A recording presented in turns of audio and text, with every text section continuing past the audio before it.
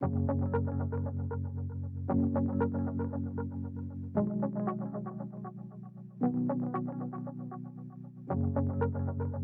is Alvin, and in this devotional today, I continue to reflect on the book of James. The last time we looked, James was contrasting the gracious wisdom of God with the foolish wisdom of this world. Now he turns his attention to us having a more intimate relationship with this loving God of wisdom and grace. In order to achieve this, it calls for submission, but not just for submitting, as in the case of a wrestler whose opponent has clearly defeated him, in which case he has no choice but to submit. Instead, the kind of submission that James talks about is a voluntary submission, a sacred submission, submitting to God. James 4:7 and 8. Submit yourselves then to God. Resist the devil, and he will flee from you. Draw near to God, and he will draw near to you. Wash your hands, you sinners, and purify your hearts, you double-minded. To submit oneself means to come into voluntary obedience to a person, to bend your will to theirs. James tells us how to do this. Resist the devil, and he will flee from you. Our problem too often is that we are double-minded, James says.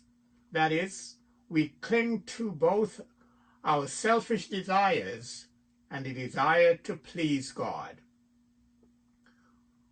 We must clearly take a stand against the things we know to be evil, and at the same time letting go of the desires that give the devil power over us. Resisting the devil means to stop flirting with his temptation, to say no to him and yes to God. He will flee from you, James says, if you resist him.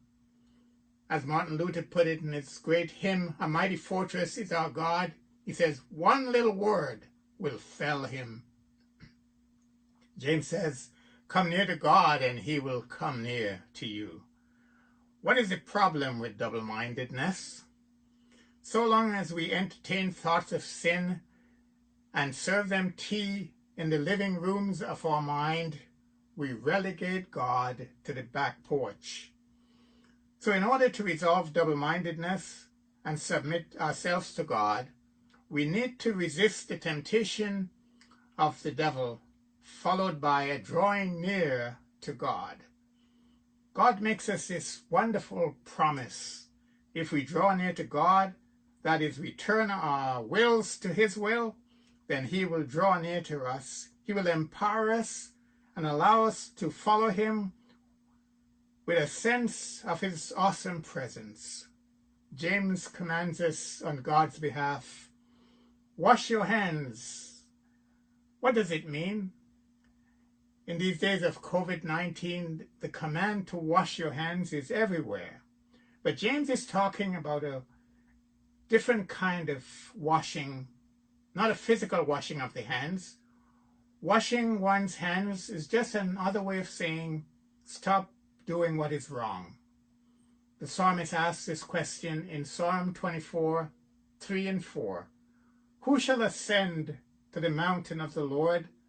Who shall stand in his holy place?